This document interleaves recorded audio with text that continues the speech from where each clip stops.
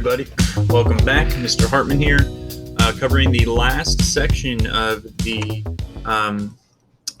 Western art style, and that is going to be earthworks, installation, and performance art.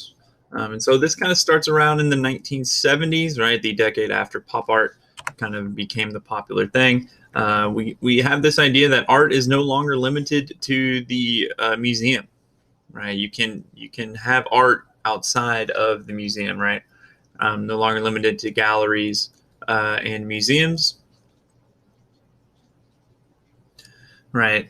And then we see that many of these arts are kind of departures from traditional formats, right? We see a lot of outdoor art as well during this time period, kind of monumental art, right? And we also see the challenge to conventional ideas about art and function and the function of art. Right, very similar to what we kind of saw with the Bauhaus earlier on, right? The most famous of these kind of earthwork artists is Christo, who was born in 1935. And he couldn't have done it without his kind of partner in crime, Jean-Claude, who actually Jean-Claude is the man who makes sure it is not a crime, who lived from 1935 until 2009. Okay. And so they create most of the type of, they're mostly responsible for the creation of what is known as the earthworks genre of art, also known as earth art or land art or environmental art, right? Let's go ahead and call that land art, environmental art, right?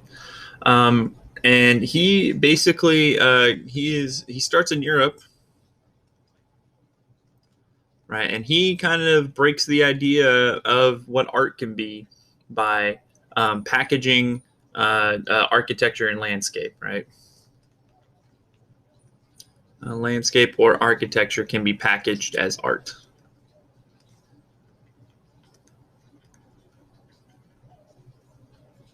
And so some of the things he does, he just to list a few.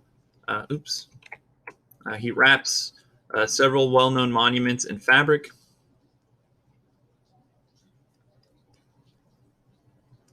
Okay, a little tame start, but hey, that's okay. A 24-mile-long cloth fence in California. Okay, that's pretty impressive.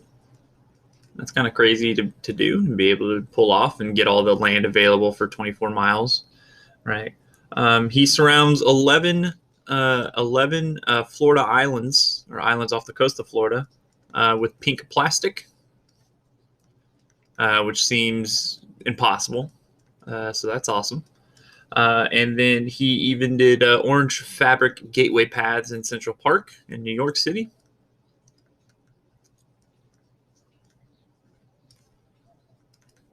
Okay.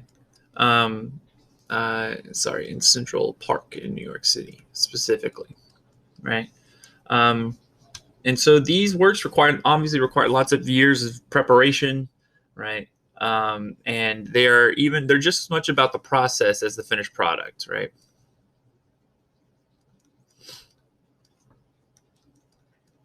Right, the process of getting all the permits and stuff like that, right? And that's where Jean-Claude plays an important role. Okay, Christo being the kind of artist himself, but Jean-Claude being the kind of composer of being able to get all this together, right? Jean-Claude handled the logistics of the work, right? And so the Christo and Jean-Claude relationship, partnership raised questions about the concept of the individual genius, right? Especially we saw with Andy Warhol and his factory, right? He had a factory that he was printing his silkscreens in, and so kind of also questioned that the individual genius of the artist, and kind of the support structures around them that help them work. Some other famous earthwork artists are going to be Michael Heiser, who you might also remember from the 1960s art, and then Robert Smithson.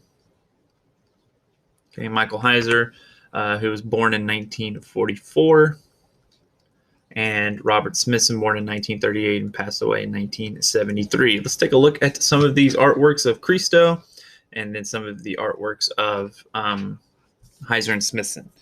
So here is one of those monuments wrapped in fabric. Here is the California cloth line. Pretty remarkable. Here are the islands in Florida wrapped in bubble or pink plastic. It is insane. It's amazing. It's incredible. They are tiny islands, right? But still, it's nevertheless magnificent. And then here are the orange gates going through Central Park. Okay, not as cool as the others in my opinion, but still very cool. And then we have a Michael Heiser earthwork. Again, he's literally like, creating, deconstructing the land to create art. And then we have Robert Smithson here, kind of creating some sort of spiral in this kind of, I don't know what you would call this, a creek, right? Okay, so, excuse me. On top of this, we also have the growth of performance art.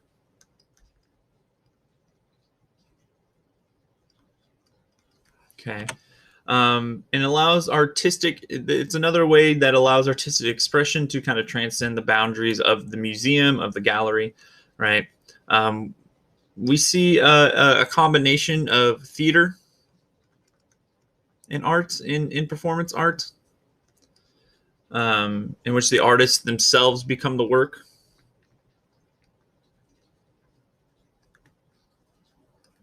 Right. They are fleeting and transitory in nature, right? They exist in time only, which makes, it hard to see, and kind of that uniqueness is part of the art as well. Right. It's you have audience participation a lot of times as well.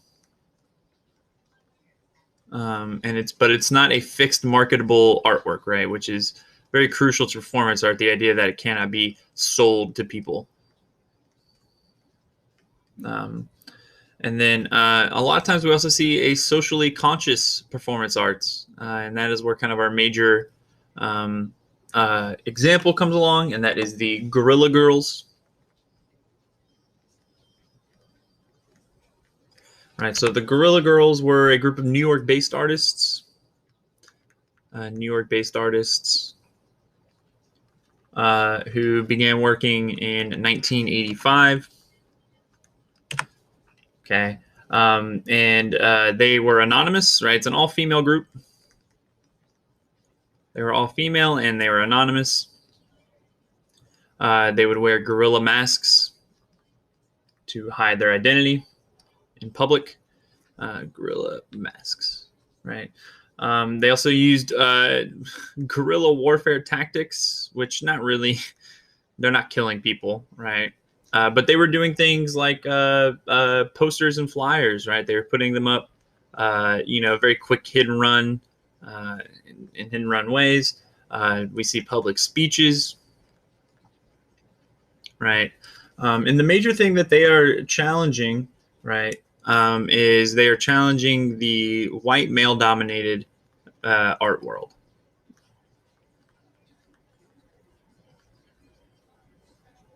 Right, that is their big issue, that they are, that is the socially conscious aspect of them, right?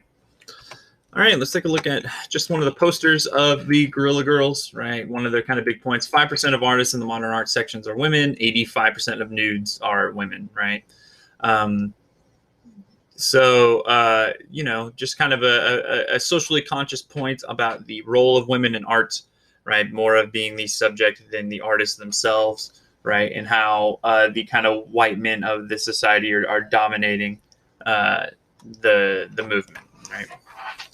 All right, and our last genre of this particular section, and frankly the last genre, because it encompasses a lot of different things, is postmodernist, right? Right, which postmodernist, much like post-impressionism, is a reaction to the modernist genres, right, that we talked about. And it takes a lot of different forms. It's very unconventional, right? And it's in many different media styles, right? And what we see here is a reintroduction of traditional elements, kind of old school art, or they would exaggerate parts of modernist art, right, to kind of take it to its most extreme. Okay. And so, yeah, they would return to earlier styles periods and question and stuff like that to question the mores of society, right? The morals. So they return to earlier styles,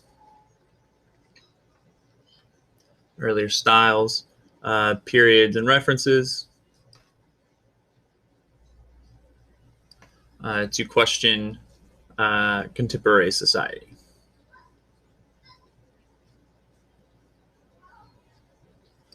Right. And one of the leading architects of this is Philip Johnson. 1P or 2Ps? It's 1P. Philip Johnson, who will live from 1906 to 2005. Okay. He was within the leading modern architects of the international style. A leading architect of the international style.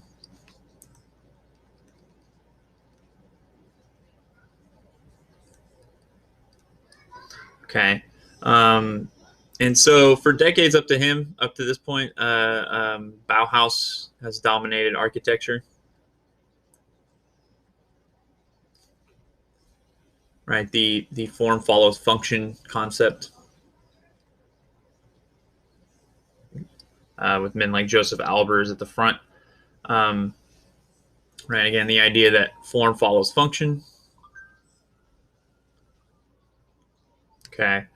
And then what we see here because of this, right, is kind of the towers of steel sheathed in glass were kind of the go-to Bauhaus style, right? And then in 1970,